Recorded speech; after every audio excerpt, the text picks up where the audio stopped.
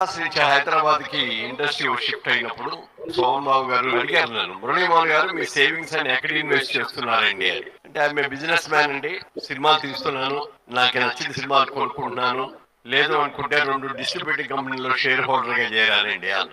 అప్పుడు ఆయనతో అన్నా, ఏమండి మరి నాకంటే పెద్ద హీరో మీరు, నాకంటే సీనియర్ హీరో మీరు, మరి మీరు ఎంతో సంపాదిస్తున్నారు కదా, మీ ఇన్వెస్ట్మెంట్స్ అన్ని ఎక్కడ చేస్తున్నారండి అని అడిగారు.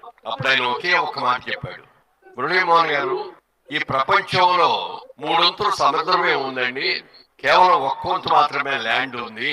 ఈ 1% ల్యాండ్ లో డెజర్ట్స్ ఉన్నాయి, బోల్డెన్ చోట వాటర్ ఉండదు, అక్కడ బతకలేరు. అలాగే మంచు కొండలు ఉన్నాయి, నివాస యోగ్యమైన స్థలాలు చాలా చాలా తక్కువ ఉన్నాయండి.